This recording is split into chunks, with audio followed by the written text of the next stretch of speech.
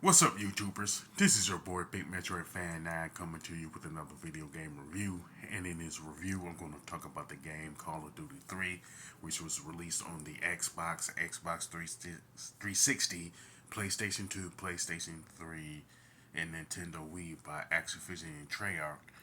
And this game is pretty much a launch title for the PlayStation 3 and Nintendo Wii. And it's worth noting that the Wii version of Call of Duty 3 don't have a multiplayer, so keep that in mind as I go through this review and stuff.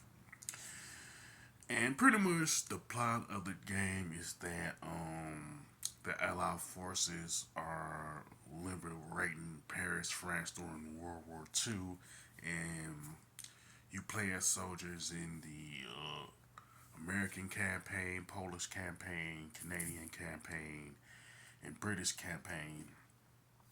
Now, there are essentially 14 chapters within the main campaign and stuff concerning the four militaries that I've slash campaigns that I mentioned.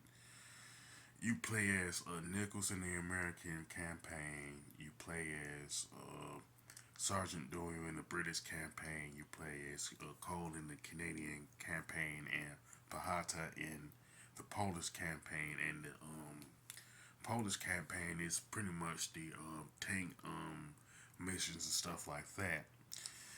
And essentially, the weapons in the game consist of like pistols, rifles, SMGs, support weapons, machine guns, anti-armor weapons, and explosives and stuff like that. And plus, since it's a World War II game, you get weapons from that era, like the BAR, the M1 Garand, and the Thompson and stuff like that. And it's like essentially based on the fact that these particular the American military, Canadian, British, and Polish were given specific, were issued specific weapons and stuff like that.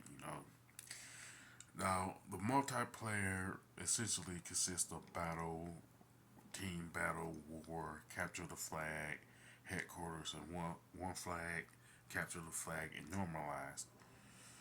And the number of players that are allowed really depends on which version of Call of Duty 3 that you bought back then, whether it was the 360 version or PlayStation 3 version and stuff like that.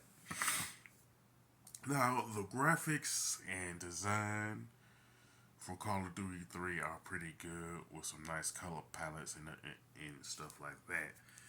The controls and gameplay are pretty good, although some people didn't like the controls for the Wii version and stuff like that. Now the soundtrack is pretty good. The sound effects with the like the gunshots and explosions and stuff like that are pretty good too. I would say to me the biggest flaw with Call of Duty 3 would be the fact that the Wii version pretty much didn't have a multiplayer mode at all. I don't get why though, but it would have been good for the Wii version of Call of Duty 3 to have one and stuff.